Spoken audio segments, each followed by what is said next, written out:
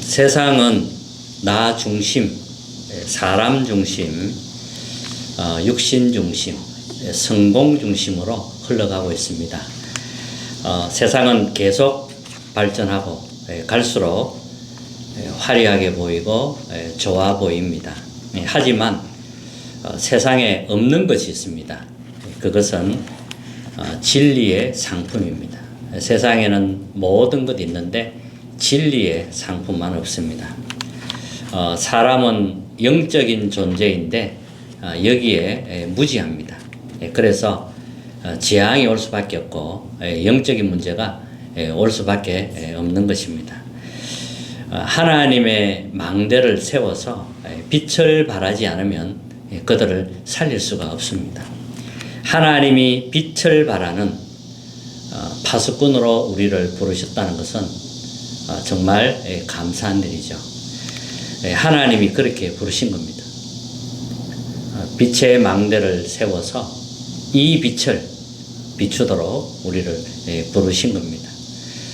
하나님이 세 가지 선물을 주셨어요. 그게 뭐냐 하면 하나님의 형상대로, 오늘 읽은 본문처럼 하나님의 형상대로 우리를 창조했다는 겁니다. 우리에게 하나님의 형상을 심으신 겁니다. 그리고 생육하고 번성하고 충만하고 정복하고 다스리라, 이렇게 말씀하셨습니다. 복음으로 문화를 정복하라는 거지요. 그리고 창세기 2장 7절에 보면 생기를 그 코에 불어 넣으시니 사람이 생명이 되니라. 하나님이 우리에게 생기를 불어 넣어 주십니다. 불어 넣어 주셨어요. 그리고 또 하나는 창세기 2장 8절 17절에 보면 에덴의 축복을 주셨습니다. 모든 것이 다 있죠. 내 근원이 흐르는 그 에덴의 축복을 주신 겁니다. 이것을 사탄에게 속아서 빼앗겨버린 겁니다. 하나님은 복음을 통하여 이것을 다시 회복시킨 겁니다. 그리스도를 통하여 회복시킨 겁니다. 복음은 창세 전에 준비된 것입니다. 인간만 하나님의 형상대로 창조되었습니다. 인간은 기계가 아니죠. 하나님의 형상대로 자유의지를 가지고 신앙생활 할 수 있도록 그렇게 부름을 받은 겁니다. 자유의지를 가지고 하나님을 믿도록 그렇게 창조가 되었습니다. 하나님은 인간이 타락할 것을 아시고 창세전부터 복음을 준비하신 겁니다. 그리스도께서 오셔서 나의 문제를 십자가에서 해결하셨습니다. 그리스도 안에 거할 때 나의 과거가 발판이 되고 오늘 미래가 회복되는 것입니다. 요한복음 5장 7절에 보면 너희가 내 안에 거하고 내 말이 너희 안에 거하면 무엇이든지 원하는 대로 구하라. 그리하면 이루리라. 요한복음 14장 2절에 보면 보혜사 곧 아버지께서 내 이름으로 보내실 성령 그가 너희에게 모든 것을 가르치시고 내가 너희에게 말한 모든 것을 생각나게 하시리라.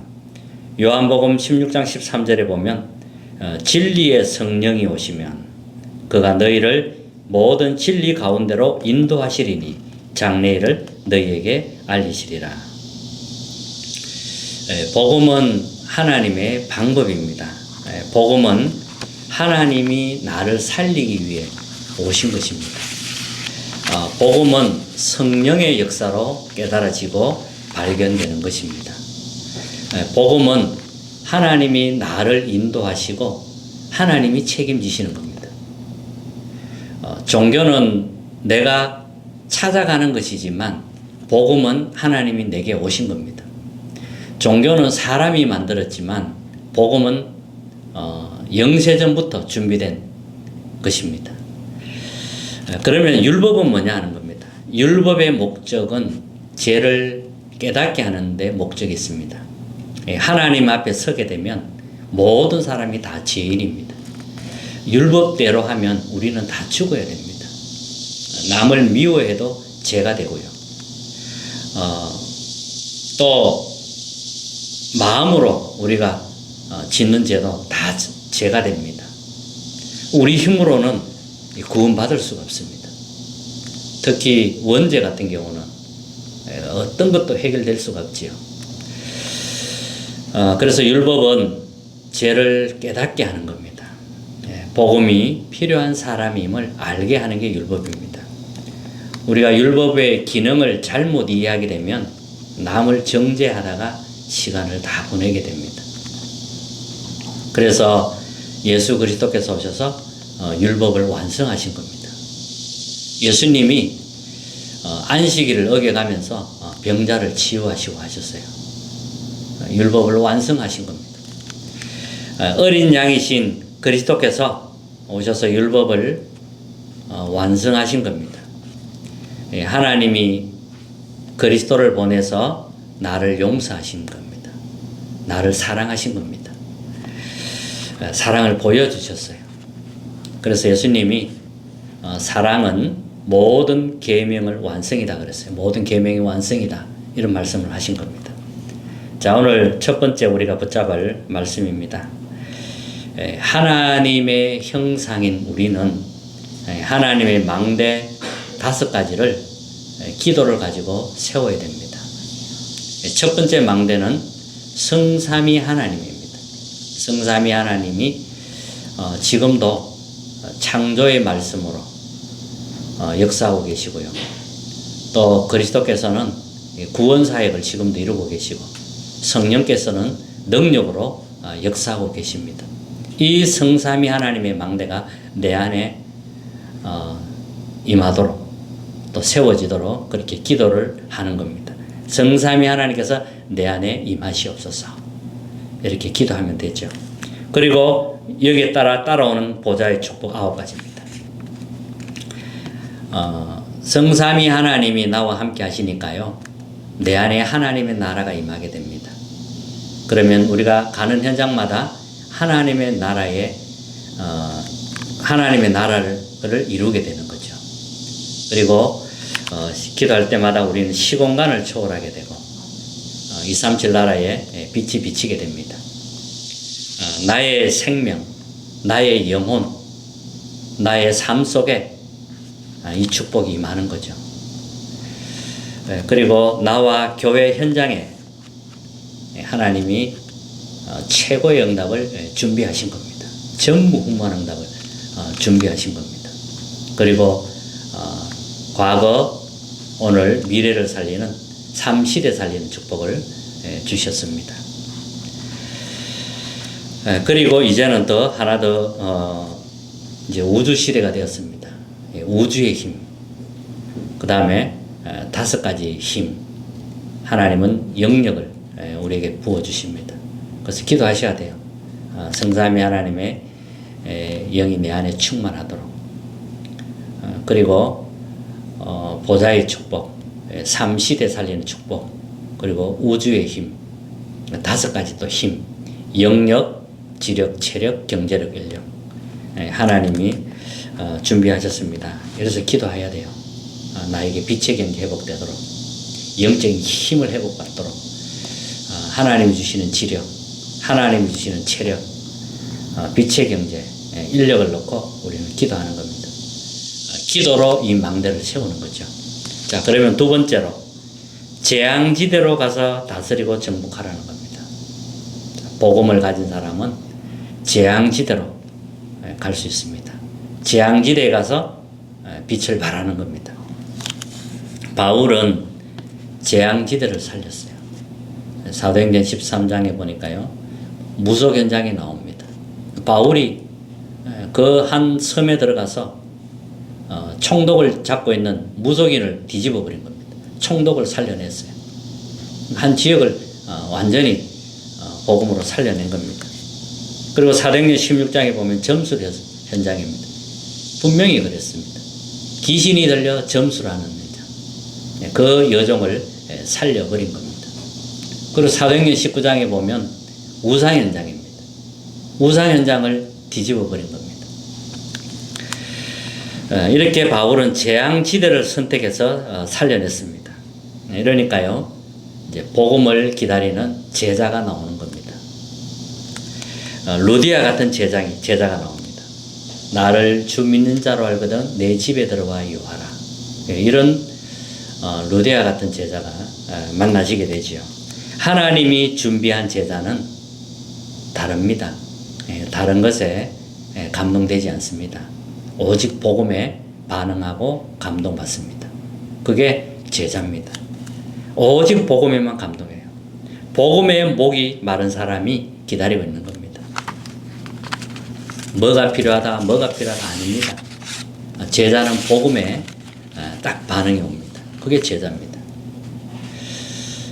그래서 그들에게 다른 걸 말하면 안 되죠. 자, 그리고 또 현장에는 영적 문제로 고통받는 사람이 많이 있습니다. 복음으로만 살릴 수 있어요. 다른 것으로는 살릴 수가 없습니다. 그래서 우리는 이제 처음부터 이 새로 시작한다는 마음으로 시작해야 됩니다. 영접운동부터, 그리고 다락방 운동, 팀사역, 미션홈, 전문교회, 지교회, 이 5개 초가 이제 실제로 이루어질 수 있도록 그렇게 나의 현장에서 이제 적용이 되어져야 됩니다. 영접운동부터 하셔야 돼요. 그러면 그 중에 영접한 사람 가운데 제자를 만나게 되지요. 이렇게 해서 우리는 개인을 살리는 겁니다. 개인을 살리는 게 다락방입니다. 이렇게 새로 시작하는 마음으로 시작하셔야 되겠습니다. 자, 세 번째는 이제 무장하고 영적으로 싸우라는 거죠. 이게 세 번째입니다. 마귀의 관계를 능히 대적하기 위하여 하나님의 전신 갑주를 입으라 그랬습니다. 머리에 투구를 써야 돼요. 구원에 대한 확신이 있어야 됩니다. 나는 구원받은 하나님의 자녀다. 나는 복음 때문에 부름받은 남은 자다. 자, 여기에 대한 실제적인 확신이 있어야 되는 겁니다. 그리고 가슴에는 의의 흉배를 붙여야 돼요. 전쟁터 나가면은 이 가슴이 노출되어 있습니다. 흉배를 붙여야 되는 겁니다. 이게 무슨 의미냐면 구원의 감격이 있어야 된다는 거죠. 구원의 감격이 있어야 실제로 영적 싸움 할 수가 있는 겁니다. 그 다음에 믿음의 방패를 가지라는 거죠. 전쟁터에 나가면서 방패가 없으면 안 되죠. 옛날 당시에는 뭐 싸울 때는 칼 들고 방패 들고 싸웠으니까 이제 표현을 한 거죠. 그 말은 믿음의 방패를 가지라는 겁니다. 마귀가 왜 불화살을 쏘옵니다. 불화살을 쏘기 때문에 믿음의 방패가 없으면 가슴이 맞아요. 그래서 방패가 있어야 되는 거죠. 그리고 말씀이 있어야 됩니다. 이제 말씀이 검으로 표현했습니다. 검이 있어야 싸울 수 있으니까요. 나를 살리고 또 상대를 이기기 위해서는 딱 검이 있어야 되는 겁니다. 그리고 허리에 진리의 띠를 딱 매야 돼요. 언약을 말합니다. 허리띠가 없으면 뭐 바지가 내려오잖아요. 허리를 단단히 딱 쪼아야 됩니다. 그래야 되는 거죠. 그리고 평안의 복음의 신발을 신으라고 했습니다. 네, 다른 신발, 뭐 율법의 신발 이런 거 가지고는 싸울 수가 없습니다. 복음의 편안한 신발을 신어야 영적 싸움 할 수가 있습니다. 이렇게 해서 영적 싸움 하라는 거죠. 무장이 돼야 됩니다. 우리의 싸움은 혈과 육이 아니요 그랬어요. 육신적인 싸움 뭐 이런 게 아닙니다. 영적 싸움 하는 거예요. 마귀는 통치자들과 권세들과 어두움의 세상 주관자들, 하늘에 있는 악의 영들, 그들을 통해서 역사합니다. 그래서 이들을 실제로 싸우기 위해서는 우리 이제 영적 싸움하기 위해서는 이제 전신갑주를 입는 거죠. 사탄은 정치 자체를 움직입니다. 그래서 힘 있는 사람을 딱 잡고 움직입니다. 그렇게 합니다. 어둠의 세상 주관자 그랬어요. 많은 범죄를 일으키고요. 각종 이상한 종교, 막 허감 이런 걸 만들어냅니다. 이렇게 해서 인간을 멸망을 끌고 가죠. 그래서 영적 싸움을 해야 되는 겁니다. 자, 전신갑주를 입고요. 우리가 이제 영적 싸움을 합니다. 그리고 또 뭘 해야 되냐? 이제 무시기도입니다. 요 딱 전신갑주를 입고 현장에 가는 거죠. 그러면 그 현장 속에서 무시기도 하는 것입니다. 기도 속에서 일하고 모든 것이 돼야 됩니다. 결론입니다. 나의 뇌, 영, 몸을 살리는 기도가 필요합니다. 나의 뇌를 살려야 돼요. 뇌를 살리지 않으면 병듭니다. 그래서 깊은 호흡하는 거예요. 산소를 깊게 들어 마시고 또 천천히 내뱉도록 전혀 호흡하는 게 느껴지지 않을 만큼 천천히 편안하게 기도해야 됩니다. 이렇게 해서 나를 치유하고 힘을 얻는 시간이 있어야 됩니다. 바쁘면 바쁘다고 잊어버리죠. 그러면 내 뇌는 다 망가지고 있는 거예요.